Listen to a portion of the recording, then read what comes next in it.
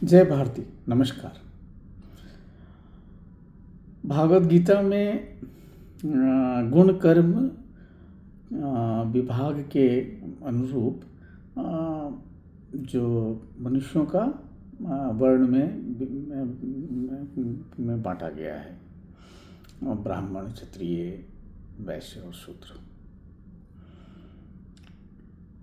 तो प्रश्न उठता है कि क्या देवताओं का भी वर्ण विभाजन संभव है?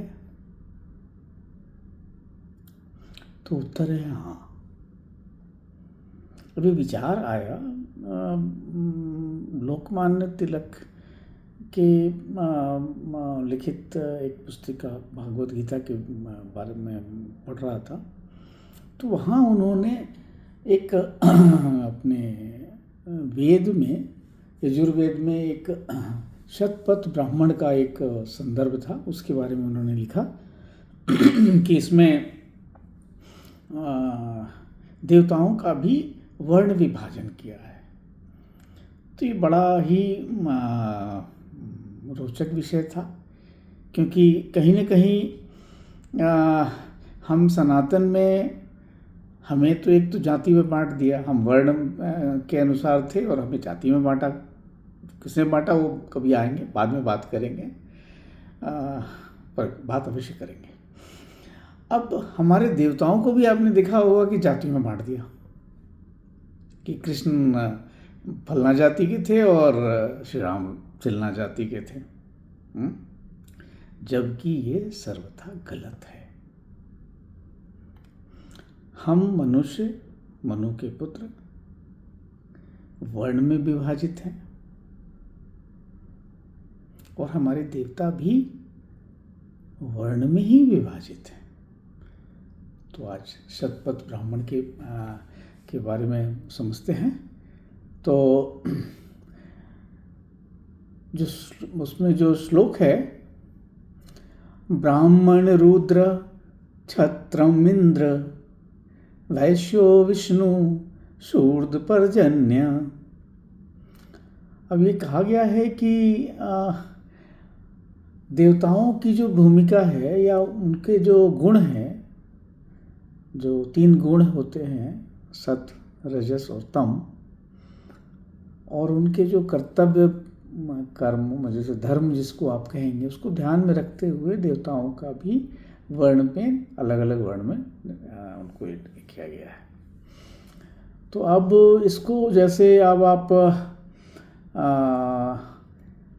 जैसे आप समझेंगे, तो इसको आप सबसे पहले हम लोग लेते हैं 1 मिनट कि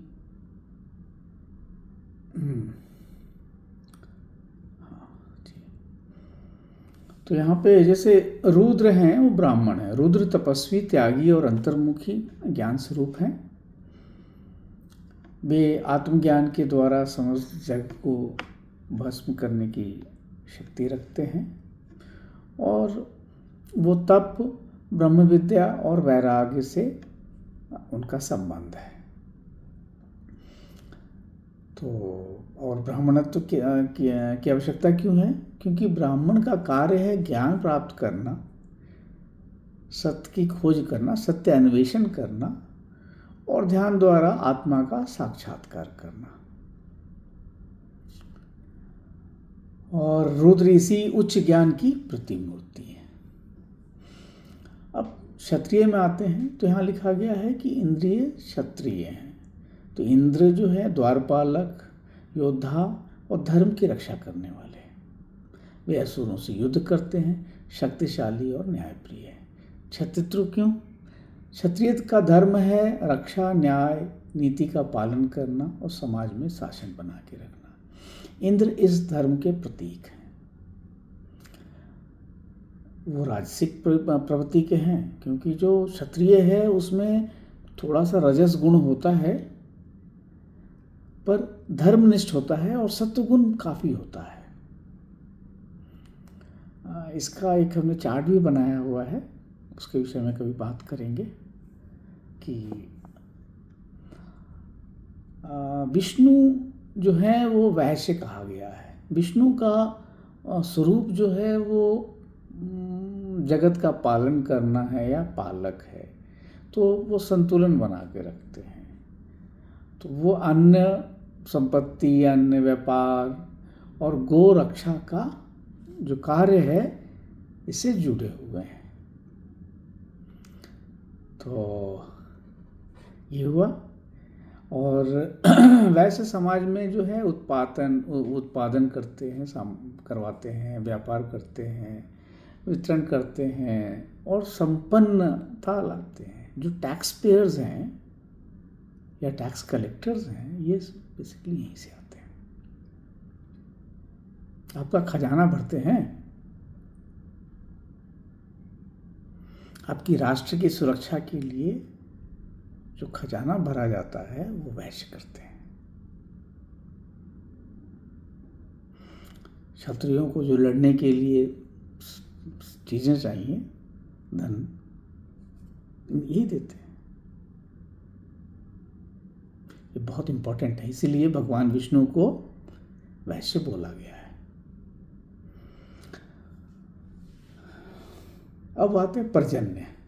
पर्जन्य देवता जो हैं वो वर्षा, कृषि और अन्न उत्पादन से संबंधित हैं। ये धरती को उर्वरा बनाते हैं, जीवन का पोषण करते हैं। शूद्र का कर्तव्य है सेवा और सहायता।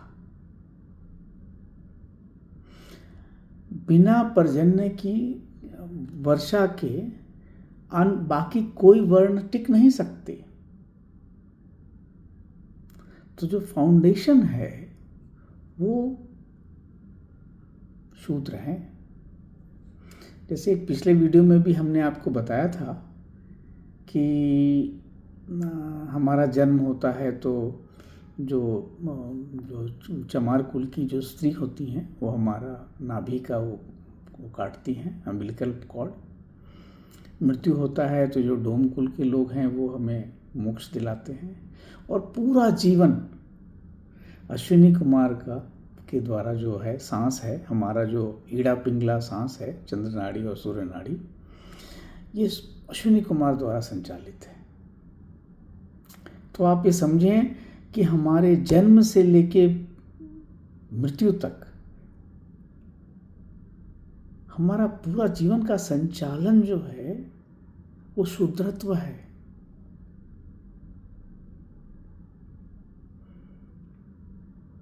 तो इसमें घृणा कौन लाया, कैसे लाया, किसको फायदा है, ये मैं प्रश्न बार बार पूछता हूँ, स्वयं से भी समाज से भी। चलिए इसी विषय में थोड़ा आगे बढ़ते हैं। तो अब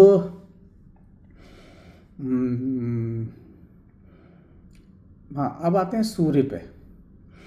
सूर्य जो हैं वो क्षत्रिय माना जाता है, क्योंकि उनका जो अनुशासन है, तेज है, ज्योति है, जो कार्य करने की क्षमता है, वो उनको सूर्य बनाता है।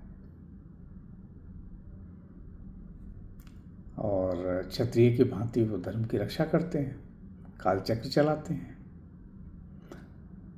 इसलिए सूर्य जो है वो क्षत्रिय धर्म के प्रतीक है। तो आपको लगेगा कि हाँ भाई, रघुकुल भी क्षत्रिय थे, या चंद्रवंशी, रघुवंशी, ये सब जो हैं वो क्षत्रिय कुल के हैं। अश्विनी कुमार के विषय में हमने पहले बात किया है, ये शूद्र वर्ण के हैं, इनके बगैर हमारा कुछ ये नहीं हो सकता। हम एक विषय और कहना चाहते हैं।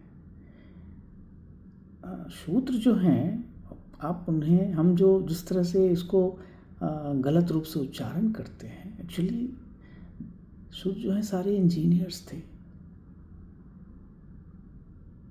आपके जो सेवा कर रहे हैं, सोनार हैं, वो मेटलर्जिकल या मेटलर्जी इंजीनियर्स हैं। लोहार भी वही इंजीनियर्स हैं मेटल के। जो चमार कुल के हैं वो साउंड इंजीनियर्स हैं। उनको पता है किसके चमड़े से कौन सा साउंड निकलता है। कारपेंटर हैं, वो इंजीनियर्स हैं। आप देखें कि वो समाज में वो सारे इंजीनियर्स थे।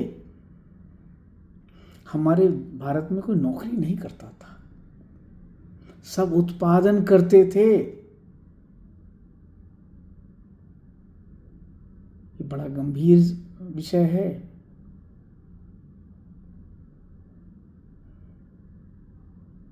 राजनेता दुखी हो जाएंगे आज के इस बात से। सत्य यही है। तो चलिए, देवताओं में भी वर्ण है, मनुष्यों में भी वर्ण है। तो ये जाति जो है उसका उन्मूलन तो होना ही चाहिए। हम सिर्फ एक ही जाति हैं, मनुष्य जाति। और हमारे में 107 विभाग है जो हमारे गोत्रों द्वारा किया गया है, बस वही विभाग है।